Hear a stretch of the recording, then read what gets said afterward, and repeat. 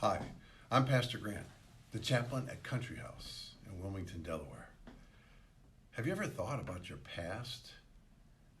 Regardless of what you've done, regardless what's been done to you, no one and no organization is beyond hope.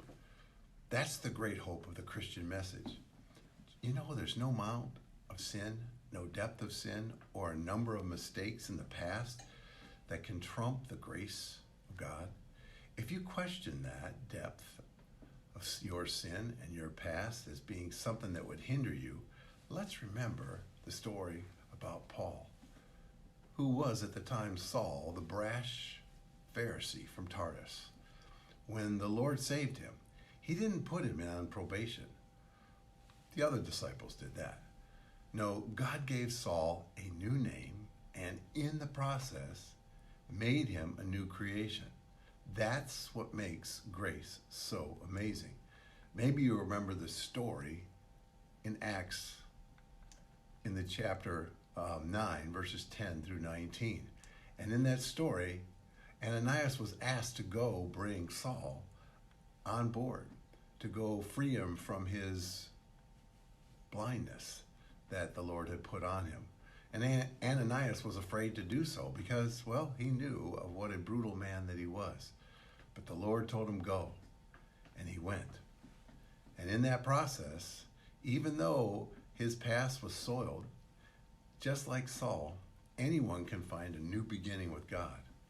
I love the statement that says it's never too late to start doing what is right. When Saul knelt before the living God, he finally faced the reality of his sin. Deep within that man, Christ transformed his life. And he started doing what was right. And grace provides that sort of new beginning for everybody's life. So don't get stuck on where you were or even where you are. Don't waste your time focusing on what used to be. Remember the hope that we have in God, and the resilience of one another means there's another brighter tomorrow. Sins are forgiven. Shame is canceled out. We're no longer chained to a deep, dark pit of the past. Grace gives us wings to soar far beyond that. Could it be that you're stuck because of something from your past? Perhaps it has pinned you to the ground with embarrassment, shame, and even fear. Maybe you're crippled by it.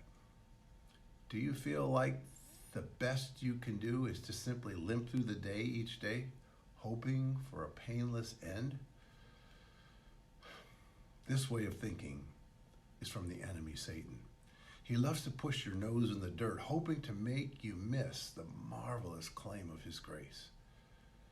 Don't allow him that power in your life. Around you are people who have no greater claims on grace than you do.